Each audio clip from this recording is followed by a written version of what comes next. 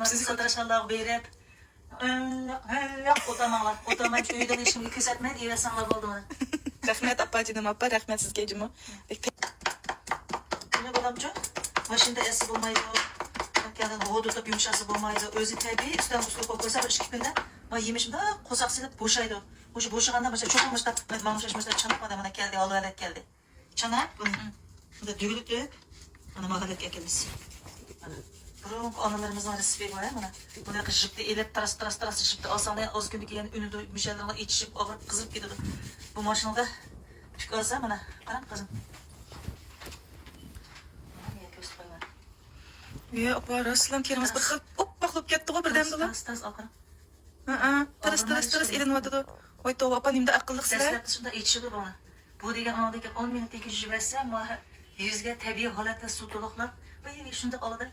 Tabiiy holatda yuzga foydasi bor. Shunga burun ayollarning yuzlari pat qilib qo'ygan ayollar.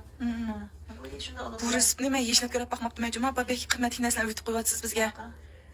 Başlaq men esimga kelsam, başlaq cho'nglar bizning qorada opalarimiz satanliklar tutib ketadimki, bir shaq o'tiradi o'yladi, ko'radimi. Do'stlar meshga kelgan chaqda amda mavud yanzalarni berib, deb parapamni bir maqtab qo'yasizlar, bir gullarni avatib juma. Ana esil ziyansız özümüzün yayınlanan üzüm kişmiş ama mumda ko'p ketdi mana hech aralashma. O'shanda qilsa qo'riqlaringlarga shuncha foydasi va 8 martlik ajoyib esil bir ism deb keldim sizlarga.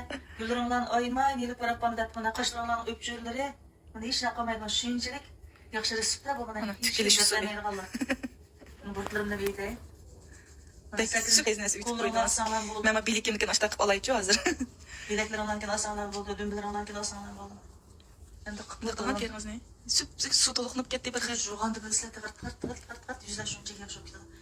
Arlab kaptalar ishga ketdim, arlab qilib jumran terlar chiqmasdan yuzinglar shuncha yaxshi merom olib ketadi. Bunda resep hech narsa yo'q reseplarda bu ajoyib foyda. Tabiiy.